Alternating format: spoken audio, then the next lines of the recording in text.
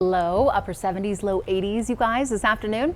Not too shabby at all, right? That all changes, however, later this afternoon into this evening as we're watching a cold front roll through. It was a beauty, though. Does it get any better than that? This is our live camera out there at City Park, and you can kind of see some darker skies taking hold as that front is just knocking on our back door. 79 out at DIA, upper 70s in Fort Collins, 80s lining up the Eastern Plains. In Lamar, look at you at 91. It was toasty. 50s and 60s up into the high country. But now, as we're watching that cold front pushing through, it's just to the north of the Denver area. It's already dropped temperatures into the mid 60s around Fort Collins and Greeley. Certainly cooler up there in Wyoming and Nebraska. 40s and 50s for folks out there.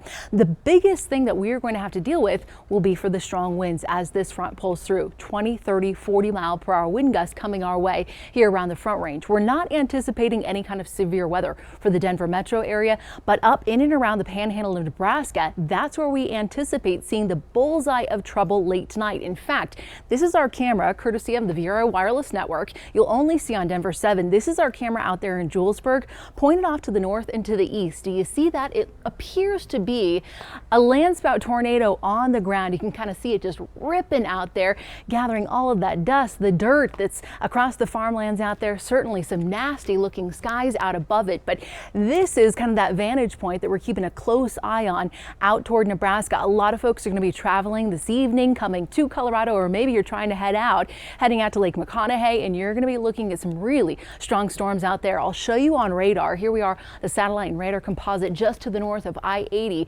That's where we're looking at that tornado warning coming down. And again, just by the looks of it, it looks to be a landspout. Back here around Colorado, we're watching that cold front pushing through. A couple of clouds, the winds kicking up with some rain and snow. Yes, snow up in the mountains. As this cold front races across the state, it's going to drop off our temperatures quite a bit overnight, but it will bring us some clear skies by morning. Temperatures falling into the upper 30s tonight here in the metro area, 20s up into the high country. And look at this futurecast.